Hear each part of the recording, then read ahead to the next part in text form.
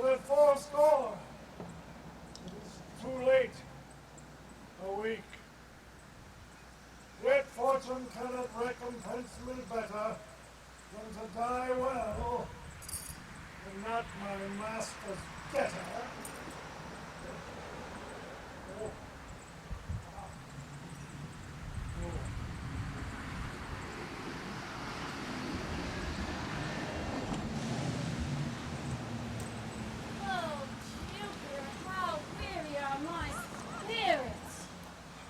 I care not for my spirits if my legs were not weary.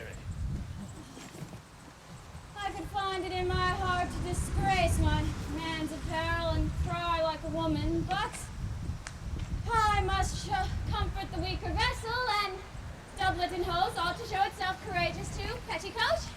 Therefore, courage, good Eliana. I pray you bear with me. I cannot go no further. For my part, I'd rather bear with you than bear you. Yet I should bear no cross if I did bear you, for I think you have no money in your purse. Well, this is the forest of Arden. Aye. Now am I in Arden, the more fool I. When I was at home, I was in a better place, but travelers must be content. Aye, and be so good, Touchstone. Oh, look, who comes here? A young man and old in solemn talk. That is the way to make her scorn you still. Corin, that thou knewest how I do love her. I do partly guess, for I have love there now. Being old, thou canst not guess. Though, neither thou wast as true a lover as ever sighed upon midnight pillow. But if thy lover ever loved mine, sure I think did never man love so.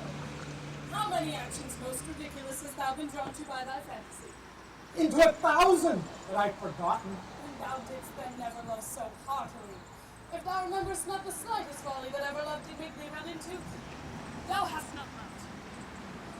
If thou hast not sat as I do now, wearing thy hair and thy mistress's praise, thou hast not loved. Or if thou hast not broke from company abruptly, as my passion now makes me, thou hast not loved. Oh, Phoebe, Phoebe, Phoebe! Alas, poor shepherd. Searching of thy wound, I have by hard adventure found mine own. And I mine. I remember when I was in love. I broke my sword against a stone and bid him take that for coming a night to Jane's smile. And I remember the kissing of her backbone, and the cow's dogs that her pretty chopped hands had milked. I remember the wooing of a peas cod instead of her, from whom I took 2 cods, and giving them her again, said with weeping tears, "Were these for my sake?" We that are true lovers run into strange capers. But as all is mortal in nature, so is all nature in love mortal in folly. Thou speakest wiser than thou art aware of. Nay, I shall ne'er beware mine own wit till I break my shins against it. Jove, this shepherd's passion is much upon my fashion. And mine, but it grows something stale with me. I pray you, what of you question yon man if he for gold will give us any food? I faint almost to death. Holla, you clown! Peace, you fool! He's not thy kinsman. Who calls? You're better, sir. Else they are very wretched. Peace, I say. Oh. Good evening to you, sir. And to you, gentle sir, to you all. I prithee, if that love or gold can in this desert place buy entertainment, bring us to where we may rest ourselves and feed. Here's a young maid with travel much oppressed and faints for supper. Fair sir, I pity her, and would, more for her sake than for mine own, that my fortunes were more able to relieve her. But I am shepherd to another man, and do not share the fleeces that I graze. My master is of churlish disposition, and little recks to find the way to heaven by doing deeds of hospitality. Besides, his coat, his flocks, and bounds of feed are now on sale, and that is our sheepcote now. By reason of his absence, there is nothing for you to feed on. But what is, come see. And in my own voice, most welcome shall you be. What is he that shall buy the pasture's flock? That young swain that you saw here but ere while, that cares little for buying anything.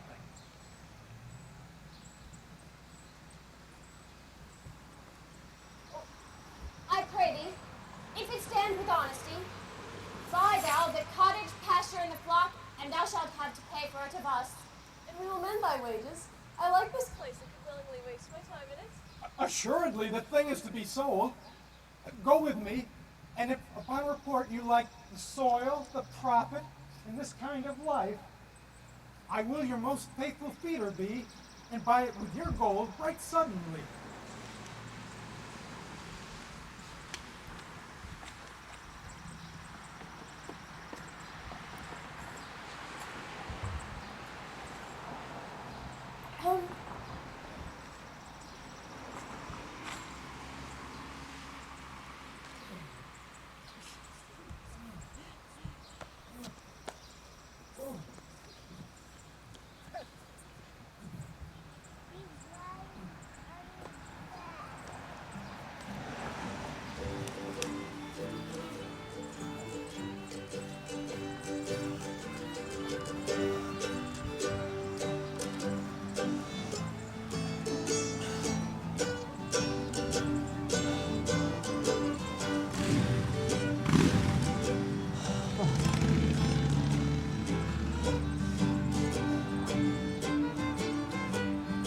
Under the greenwood tree, who loves to lie with me and turn his merry note unto the sweet bird's throat. Come hither, come hither, come hither, come hither, come hither, come hither. They shall see no enemy but winter and rough weather. More, I prithee, more! It will make you melancholy, Monsieur Jacques. I thank it. More, more, I prithee, more! I can suck the melancholy out of a song as a weasel sucks eggs. More, I prithee, more! My voice is ragged. I cannot please you. I do not desire you to please me. I do desire you to sing.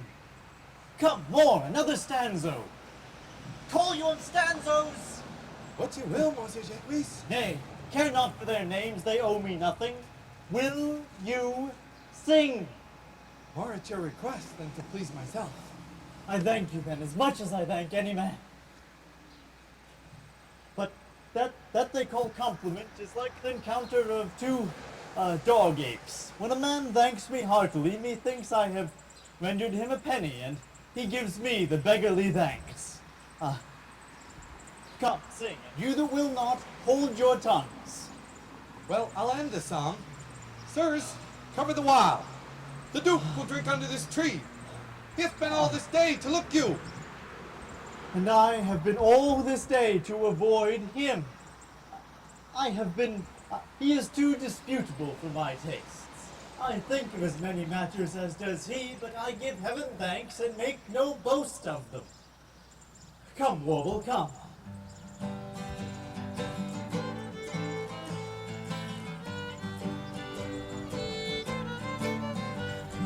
Who doth ambition shun, that loves to live in the sun, seeking the food he eats, and pleasing with what he gets. Come hither, come hither, come hither, come hither, come hither, come hither. Here shall he see no enemy, but winter and rough weather. I'll give you a verse to this note that I made, in despite of my own invention. And I'll sing. Thus it goes. If it do come to pass that any man turn ass, leaving his wealth in ease, a stubborn will to please, duc dame, duc dame, duc dame. Here shall he see gross fools as he, and if he will come to me. And what's that? Duke Dom. It is a Greek invocation for calling fools into a circle. I'll go sleep, and if I cannot, I will wail against all the firstborn of Egypt. And I'll go seek the Duke. His banquet is prepared.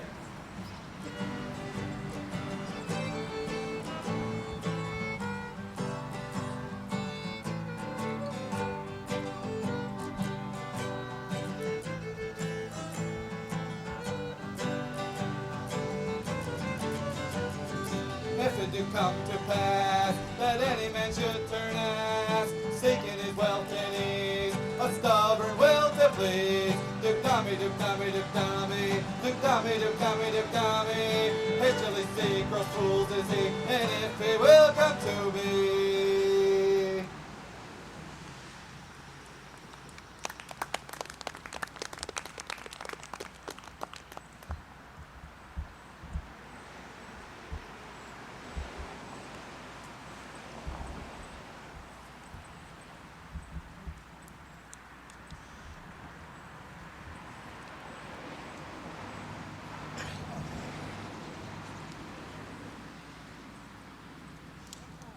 Wait, master.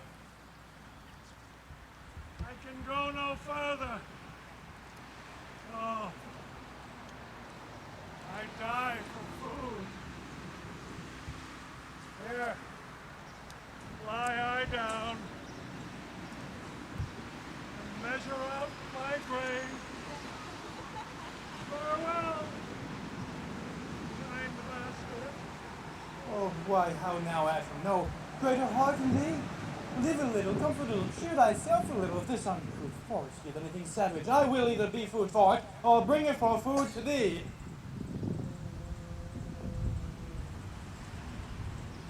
Oh, thy conceit is nearer death than thy powers. For my sake be comfortable, hold death well at arm's end. I will here be with thee presently, and if I bring thee nothing to eat, I will give thee leave to die. But if thou diest, thou art a mocker of my labors. Oh, well said, thou lookest cheerly, and I'll be with thee quickly, Adam. Yet, thou liest in this bleak air. Come, Adam, I will bear thee to some shelter. Oh. Oh.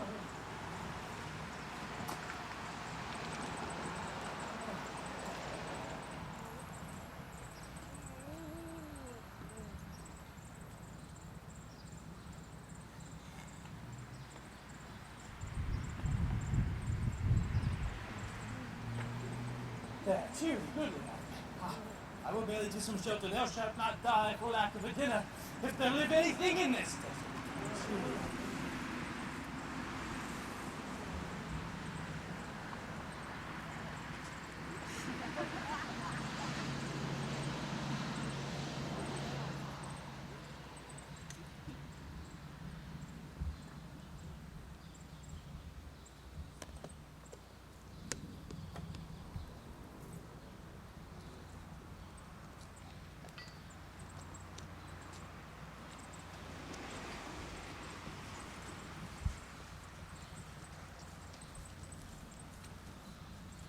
I think he be transformed into a beast, for I can nowhere find him like a man. My lord, even now he is gone hence. Here was he merry, hearing of a song.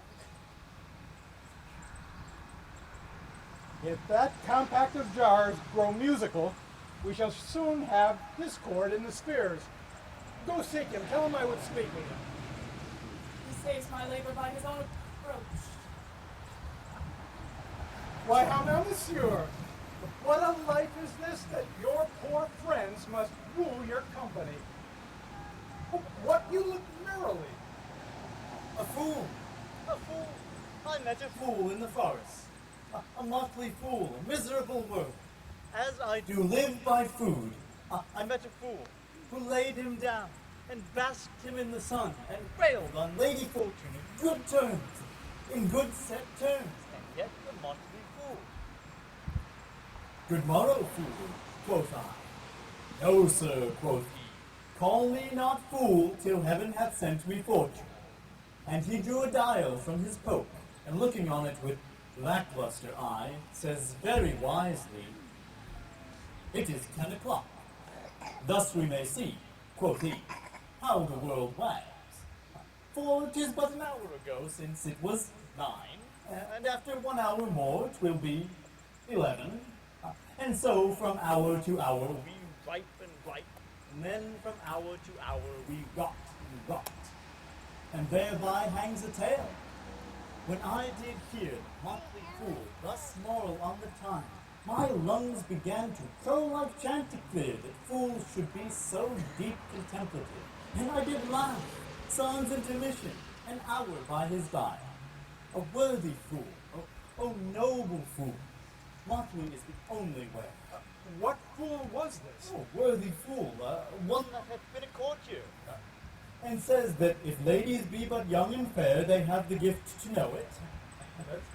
And in his brain, the which is dry as the remainder biscuit after a voyage, he hath strange places, crammed with observation, the which he vents in mangled form.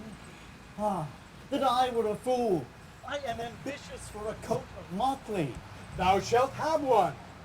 It is my only suit, provided that you weed your better judgment of all opinion that grows rank in it, that I am wise. I must have liberty withal, as large a charter as the wind, to blow on whom I please, for so fools have, and they that are most frolic with my folly, they must most laugh. Why, sir, is this so? The wise played his way to parish church. He who the fool doth very wisely hit, doth very foolishly, although he's smart, not to seem senseless of the bond. If not, the wise man's folly is anatomized, even by the squandering glances of the fool. Invest me in my motley, give me leave to speak my mind, and I will through and through cleanse the foul body of the infected world, if they will but patiently receive my medicine. Fie on thee. I can tell what thou wouldst do. What for a counter would I do but good? Most malicious foul sin in chiding sin. Thou hast been a libertine as sensual as the brutish thing itself, and all the embossed sores and headed evils that thou with license of free foot hast caught, which thou disgorge into the general world. Why, who cries out on pride that can therein tax any private part?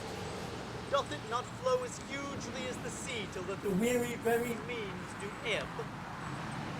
What woman in the city do I name when I say the city woman bears the cost of princes on unworthy shoulders? What is he that can come in and say that I mean her, when such a one as she, such as her neighbor?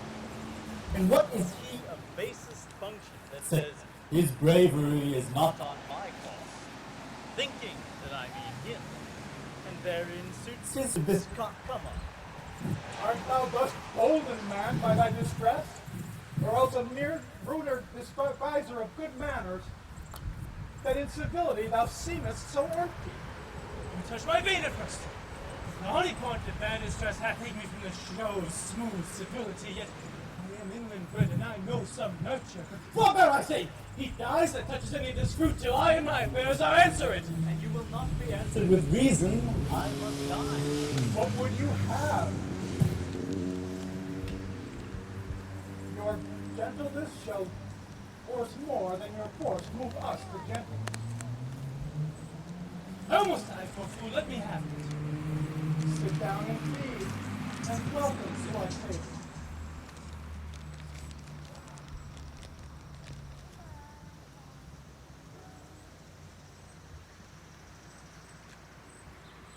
Speak you so gently? Pardon me, I pray you, our offerings here have been savage, and therefore put I in the countenance a stern commandment. Here you are in this desert inaccessible, under the shade of melancholy boughs. Lose and neglect the creeping hours of time. If ever you have looked on better days, if ever been where bells have knolled to church, if ever sat at any good man's feast, if ever from your eyelids wiped a tear and know what 'tis to pity and to be pitied, let gentleness, my strong and frostman be, in the which hope I will blush and I will hide my sores. True it is, we have seen better days, and have been with holy bell knolled to church, and have sat at good men's feasts, and wiped our eyes of drops that sacred pity hath engendered. And therefore, sit you down in gentleness, and take upon command what help we have, that to your wanting may be ministered. Well, then, but forbear your food a little while. Whilst like the dough, I'm going to find my friend and give it food. There's an old poor man who hath after me many a weary step limped into your love, till he be first sufficed. Oppressed with 2 weak evils, age and hunger, I will not touch a bit. Go, seek him out. We will waste not anything until you return. Oh, I thank you. I thank you and be blessed for your good comfort.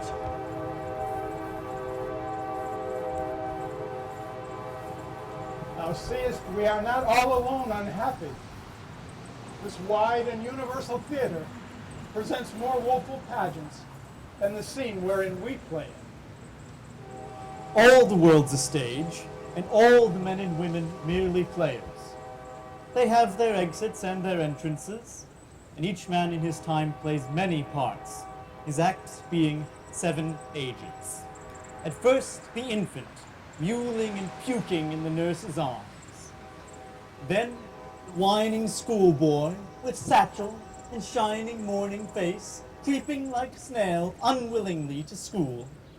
Then the lover, sighing like furnace with woeful ballad made to his mistress's eyebrow. Then the soldier, full of strange oaths, bearded like the par, jealous in honor, sudden and quick in quarrel, seeking the bubble reputation even in the cannon's mouth. Then the justice, fair round belly with good capon line, eyes severe, beard of formal cut, full of wise saws and modern instances, so he plays his part. The 6th stage shifts into lean and flippered pantaloon, spectacles on nose and pouch at side. His youthful hose, well saved, a world too wide for his shrunk shank. His big manly voice turns again to childish treble, pipes and whistles in his sound. The last scene of all that ends this strange, eventful history is second childishness and mere oblivion. Sans teeth, sans eyes, sans taste, sans everything.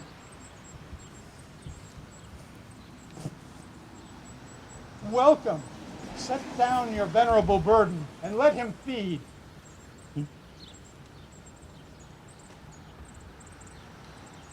Oh, I thank you most for him. So had you need.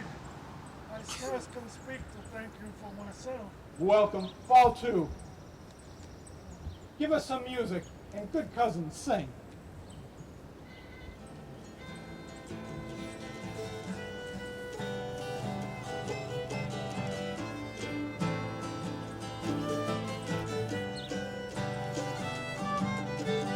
Blow, blow, the winter wind, thy tooth is not so kind, that though thou be unkeen, because thou art not seen.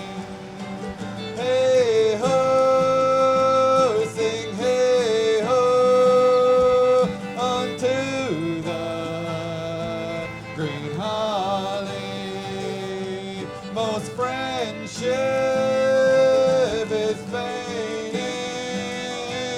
Most loving near folly, then hey ho, the holly. This life is most jolly.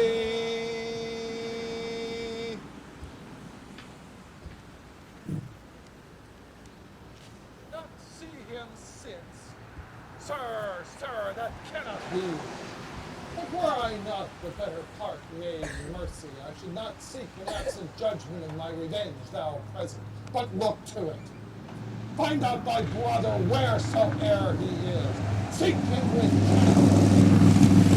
Bring him, dead or living, within this 12 months, or turn thou no more to seek a living within our territory. Thy lands and all that dost thou call thine worst seizure do we seize into our hands, until thou canst quit thee by thy brother's mouth of all that we think against thee. Oh, that your highness knew my heart in this. I never loved my brother in my life. More villain thou. Well, push him out of doors, and let my officers of such a nature seek an extent upon his house and lands. Do this expediently, and turn him going. If that you are the good Sir Roland's son, as you have whispered faithfully you are, and as mine eyes doth his effigies witness, most truly limbed and living in your face, be most welcome hither. I am the Duke that loved your father. The residue of your fortune, go to my cave and tell me. Good old man, thou art right welcome as thy master is. Support him by the arm. Give me your hand, and let me all your fortunes understand.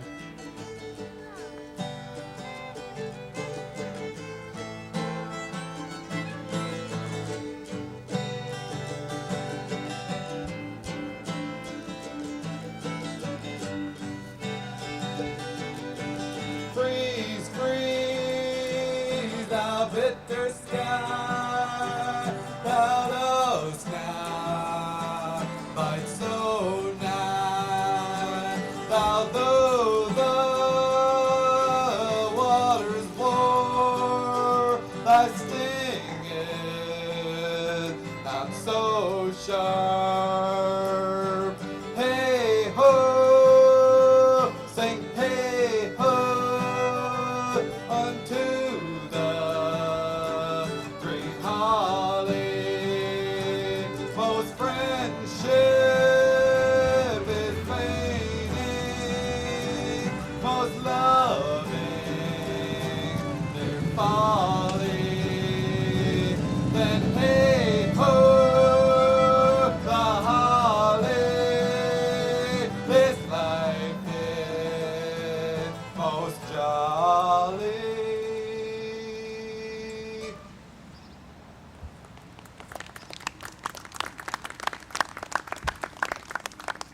Thank you, everyone. We're now having our sound intermission.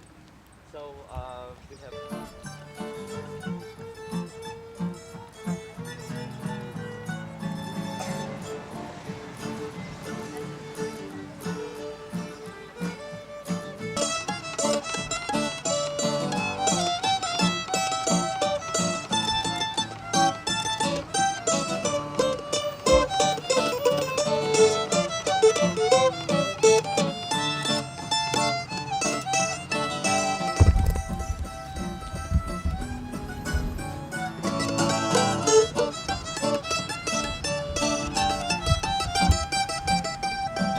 Respect is not in the court, it is easy. Now, as it is a spare life, hoping to fit my humor well, as there is no more plenty, goes much against my stomach. Hast any philosophy of these, Edward? No more, but I know the more one sickens, the worse at ease he is. That he that wants money, means, and content is without three good friends. That the property of rain is to wet, and fire to burn. That good pasture makes fat sheep, and that a great cause of the night is lack of sun. And he that hath learned no wit, by nature nor art, may complain of good breeding, or comes of adult kindred. Such a one is a natural philosopher. Must ever in courtship. No, truly. Thou art damned. For not being at court, you reason. But if thou never wast at court, thou never sawest good manners. If thou never sawest good manners, thy manners must be wicked. And wickedness is sin, and sin is damnation. Thou art in a powerless state, shepherd. No, Master Touchstone. The manners that are good manners at court are as most ridiculous in the country. And those that are behavior that in the country would be considered most mockable at the court. You say you salute not at the court, but you kiss your hands. That courtesy would be uncleanly if courtiers were shepherds. Instance. Briefly. Come, instance.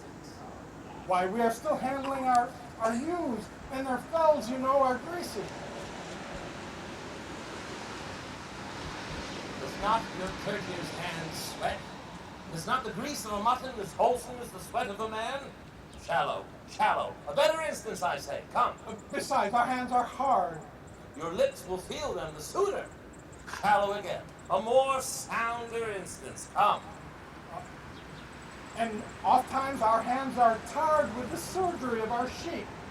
Would you have us kiss tar? The courtier's hands are perfumed with civet. Most shallow man, thou worm's meat in respect of a good piece of flesh indeed. Learn of the wise and prepare. Civet is of a baser birth than tar, the very uncleanly flux of a cat. Mend the instance. You have too courtly a wit for me. I'll rest. Wilt thou rest, damned? God help thee, shallow man. God make incision in thee, thou art raw. Sir, I am a true laborer. I earn that I eat, get that I wear, owe no man hate, envy no man's happiness, content with other men's good, comfortable with my harm, and the greatest of my pride is to see my ewes graze and my lambs to suck. That is another simple sin in you, to bring the ewes and the rams together, and to offer to get your living by the copulation of cattle, to be born to a bellwether, and to betray a she-lamb of a 12-one, to a crooked-pated old cuckoldy ram out of all reasonable match. If thou beest not damned for this, the devil himself will have no shepherds. I cannot see else how thou shouldst escape. Here comes young Master Ganymede, my new mistress's brother. From the east, from the east to western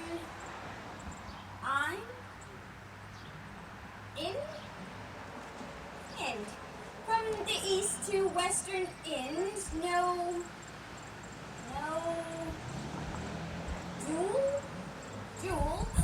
No jewel is like Rosalind. From the east to western end, no jewel is like Rosalind. Her work being mounted on the wind, through all the world bears Rosalind. All the pictures, fairest line, are but black too. Rosaline. Let no fair be kept in mind, but the fair of Rosalind. I'll rhyme you so 8 years together, dinners and suppers and sleeping hours etc. It is the right butter women's rank to mark. Oh, out, fool. For it takes. If a hog do lack a hind, let him seek out Rosaline. If the cat will after kind, so be sure will Rosaline. Winter garments must be lined, so must slender Rosaline. He that reaps with sheep and vine, then do court with Rosaline. Sweet is nut, as sour as rind, such a nut is Rosaline. He that sweetest rose will find must find love's grip and Rosaline. It is the very false verses. Why do you infect yourself?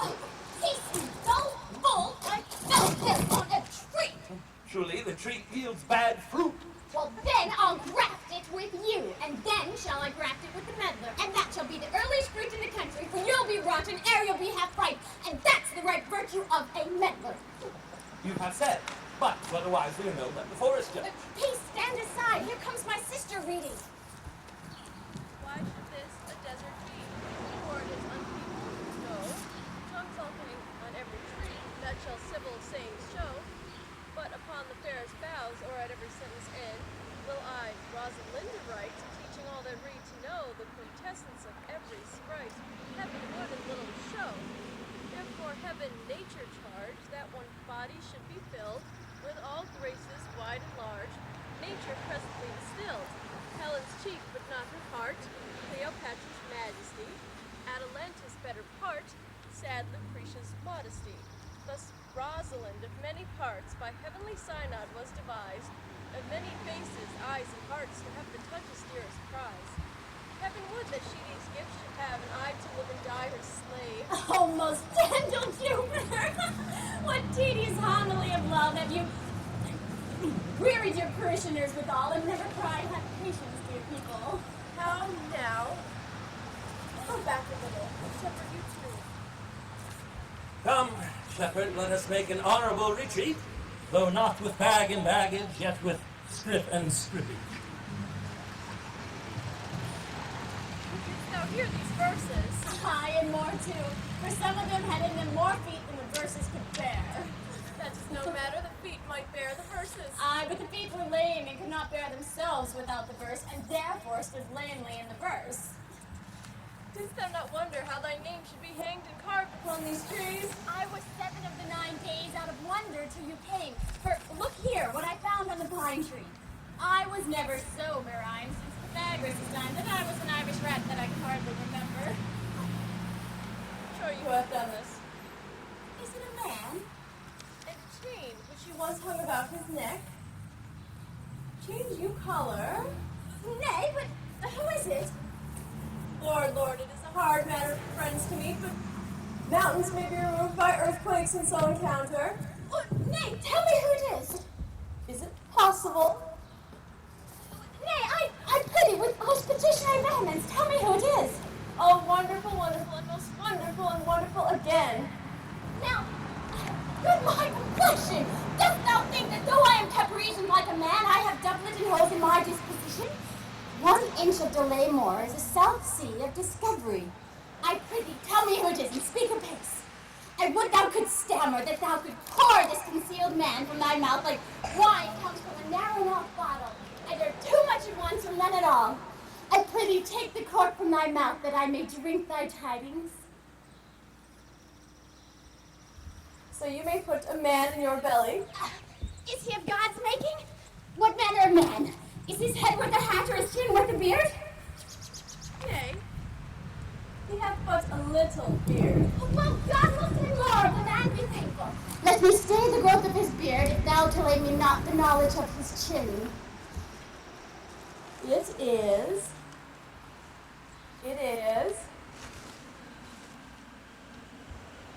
is Orlando who took up both the restless heels in your heart for an instant. But the devil take mocking. Speak sad brow and true maid. Fate caused his be. Orlando. Oh, alas the day. Oh, what shall I do with my doublet and hose? What did he when thou sawest him? Where went he? What makes him here? Did he ask for me? How looked he? What said he? How parted he with thee, and when shalt thou see him again? Answer me in one word. You was farming Gargantua's mouth first, is a word too large for any mouth of this age's size. To say aye or no to any of these is more than to answer in a catechism. Oh, but doth he know I am here in the forest and in man's apparel? Oh, looks he as freshly as he did the day we wrestled. It is as easy to count attributes as to resolve each propositions of a lover. But take a taste of my finding him and relish it with good observance. I found him under a tree, like a dropped acorn. Oh, it may well be called Jove's tree when it drops forth such fruits. Give me audience, good madam. Proceed. There lay he, like a wounded knight. Oh, though it be pity to see such a sight, it well becomes the ground. I prithee, cry hollow to thy tongue. It curvets most unseasonably. He was furnished like a hunter. Oh, ominous. He comes to kill my heart. I would sing my song without a burden. It brings me out of tune. Dost thou not know I am a woman? When I think, I must speak. Sweet, say I. You bring me out. Stop, comes he not here? Oh, 'tis he. Asleep by and note him.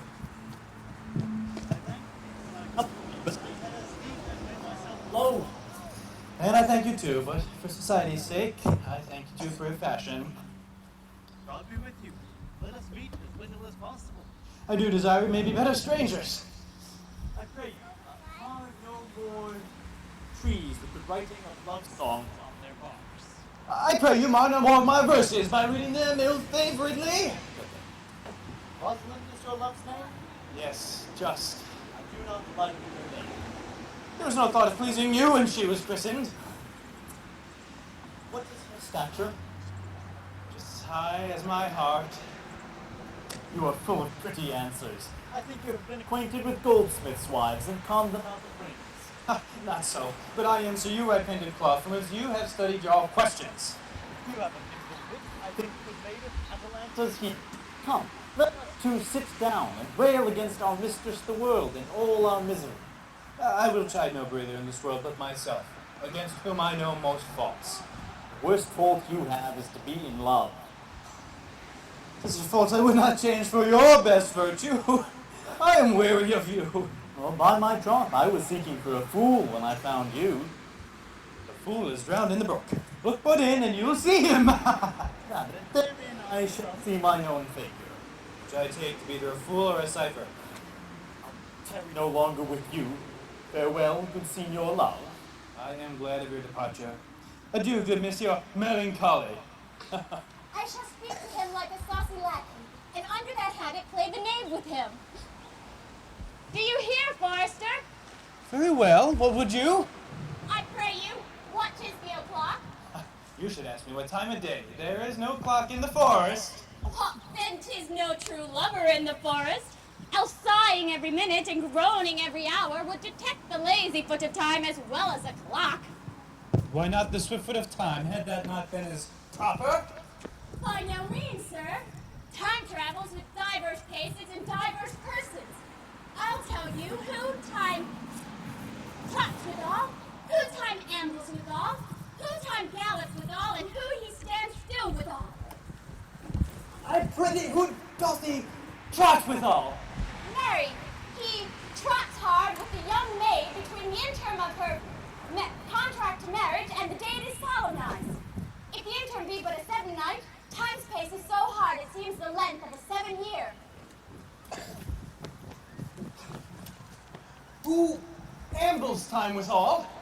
With a priest that lacks the Latin and a rich man that hath not the gout. For the one sleeps easy because he cannot study, and the other lives merrily because he has no pain. The one knowing no burden of wasteful learning, and the other knowing no burden of heavy, tedious penury. These time ambles withal. I prithee, who doth he gallop withal? With a thief to the gallows.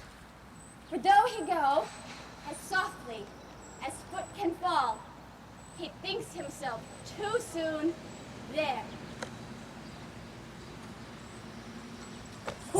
Who stays it still withal?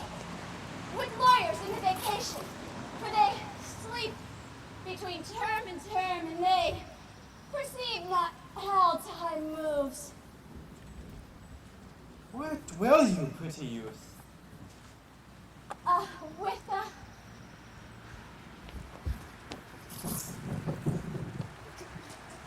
With the shepherdess, my sister, here in this garden.